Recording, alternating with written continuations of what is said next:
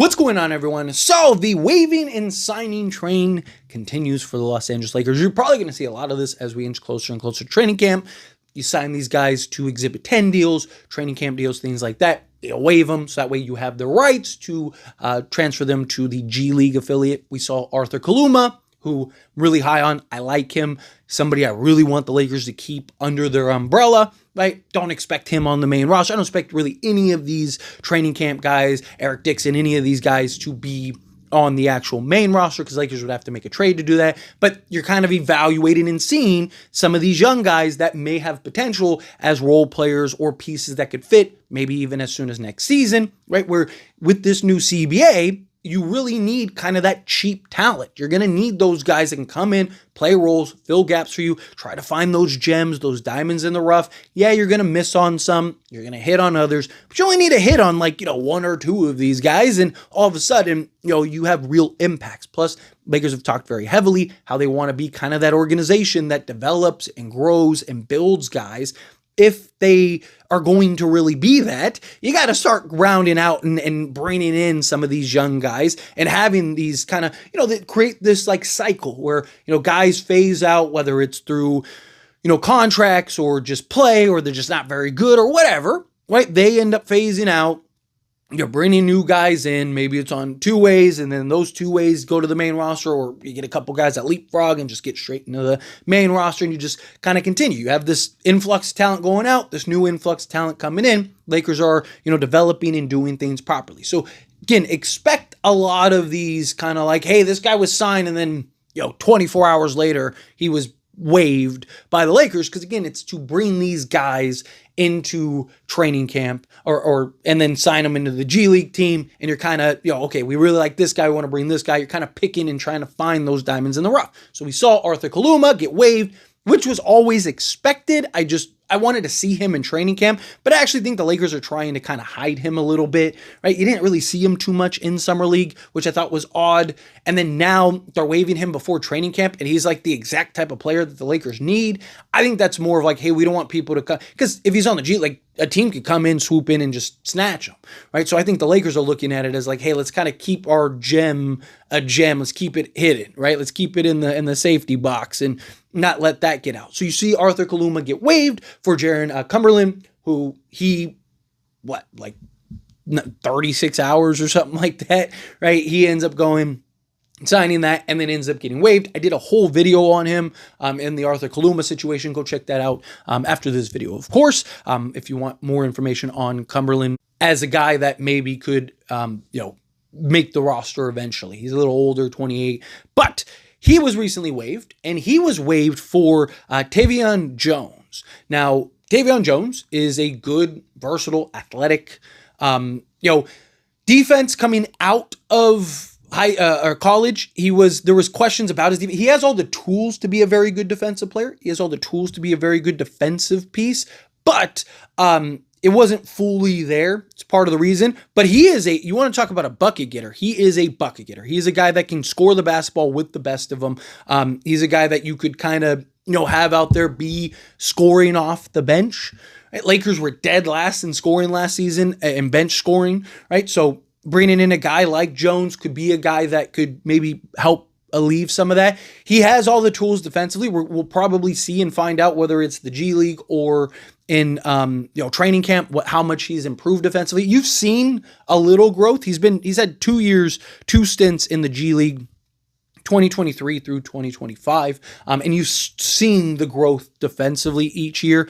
But G League level and NBA level are very different things. But last year you saw him go from basically half of a steal, 0.6 to 1.1 steals. So things like that. He basically doubled his block total, all of that. So you're starting to see the defense. Obviously there's more to defense than just steals and blocks, but you're seeing the improvements in the G League. You're seeing the growth and potential that he's presenting on that side of the ball. And then just his, again, offense and him being a bucket getter. Talk about a guy that is 6'7", in height.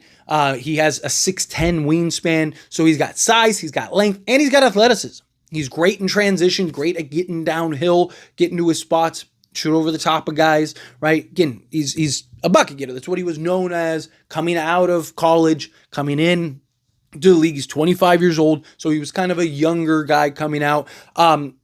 What's funny is, so it was the same year Demoy Hodge ended up, and Lakers ended up getting him. Same year and they got him for the shooting and stuff like that. But Tavon Jones is actually somebody that the Lakers were interested in even back then, a couple seasons ago now that has been. And so kind of, it was one of those things that seems to have came full circle. Now he finally gets to, get a chance at being a part of the Lakers at some point. Again, none of these guys I see as guys that are going to make the main roster or even necessarily be on a two-way or anything like that. I think this is, don't be surprised if he ends up getting waived again in, a day or two. It's very possible that he ends up staying and being on the roster or on the training camp because, again, he is a guy 6'7", 6'10", wingspan, size, length, athleticism, right? He's got the speed and stuff to stay in front of guys. He's a guy that I could see the Lakers, right? Like, Lakers want to kind of hide Arthur Kaluma. He's a guy that I could see them kind of wanting to get a real look at and kind of seeing and evaluating, like, okay, could this be a problem solver for us, right? What do the Lakers need a lot of going forward? 6'7", 6'8", tall, versatile, athletic wings. They need speed, they need size, they need length, they need athleticism, right? Jones is a guy that can do that and provide that for this Lakers team. He's a guy that could, again, if he works out, we got to see the improvements on the defensive side of things, but if he can show those improvements on the defensive side of things in the next year or so, he's a guy I could see on the main roster as soon as next season because you need these kind of guys. Now you start adding in, like I said, these 6'7", 6'8", 6'9", athletic, versatile wings. Talked about my vision of what I want to see alongside Luka Doncic.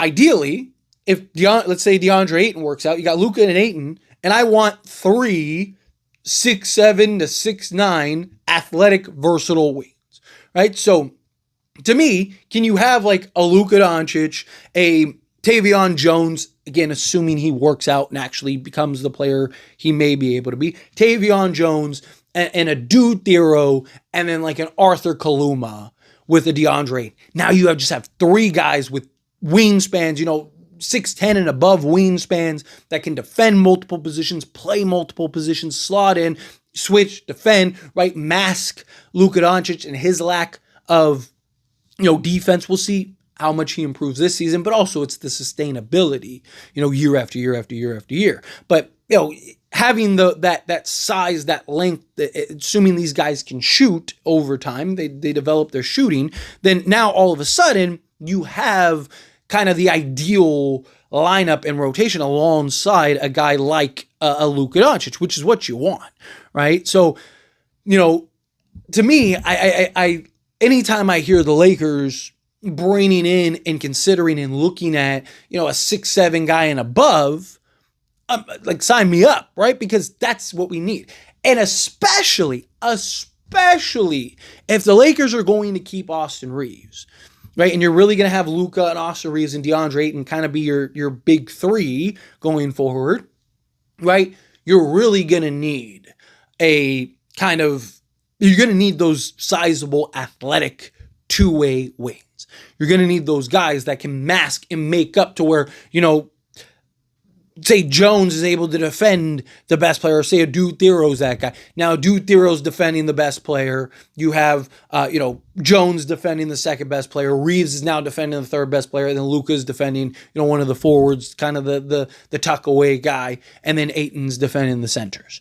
Like, that's the idea. That would be the goal for the Lakers, especially if they're going to keep Austin Reeves. You need that athleticism, right? You need that defense, that presence out on the perimeter to be able to kind of mask those things. You saw with Dallas the years that they had like Jalen Brunson, that they had Kyrie Irving, and they were able to get to the conference finals and then the NBA finals. Right? They were able to do that because they had athletic, versatile wings. Right? They had guys that could play. I mean, Derrick Jones Jr. was exactly like the prototype of 3-and-D guys that have athleticism and foot speed. And he was basically getting buried on the bench in Chicago, but he was a guy that was, that kind of diamond in the rough that was able to step up Luka Doncic was able to help elevate him and raise him to another level to where he was able to get a contract with the Clippers. And, he sustained it. I mean, he was still very good defensively, to his credit, right? So it wasn't just all Luka Doncic. So if you can find a guy, Tavon Jones, somebody like that can kind of have that Derrick Jones Jr. type of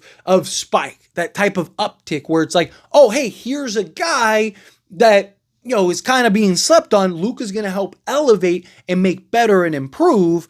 And then also he's going to be able to be that defensive piece, help defend out on the perimeter, or even if he's just a rotation guy, right? Even say you do get the two, let's say whatever, you do go with Reeves, Luka, and let's say it's Kaluma and Adu there, or vice versa, whichever, right? Say it's those two guys. But Tavon Jones is just a guy that can come off the bench and give you another 3-and-D depth piece that's cheap, versatile, give you some buckets, maybe be kind of a bucket getter off the bench for you, but still be able to defend at a decent level, right? Like, you need those guys. You need that, especially this Lakers team needs those guys. So I love seeing the Lakers bring in these type of guys, whether they work out or not. Like I said, you're going to have some that just don't work out. But all it takes is one or two of those guys to really work out. Lakers are in business. So you kind of cycle through these guys, find those diamonds in the rough, and then you're in business. But kind of go over his stats real quick. Last season in the G League, 34 games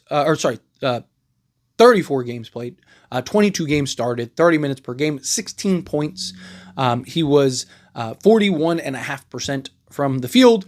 He took 7.6 3-point attempts. So literally more than half of his attempts were from 3-point range. He shot 35%. He was 37% the year before on 4 attempts. So again, doubled his volume and slight downtick 2%. So can he get that back up to 37%? Because if he's giving you 8 attempts at 37%, that's massive, right? Like, that could be huge, especially if that can translate to an extent, with the main Lakers team. Free throws, he was 73.2% on just under 2 attempts.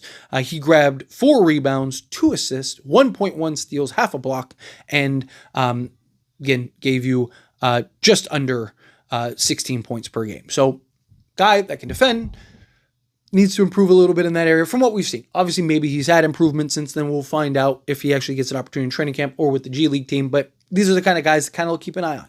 Yeah, keep the lookout, because these are guys that if you can just hit right on one of them, it's all you need.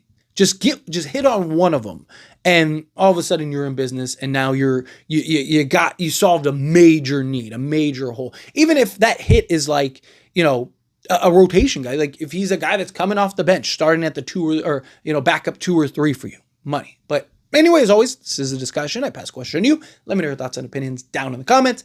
That being said, if you haven't liked this video, hit that like button. Helps me out, as we enjoy these types of videos, and I truly appreciate it. Not subscribe channel, hit that subscribe button, turn on the bell notifications. Appreciate y'all. See you in the next one. Thank you.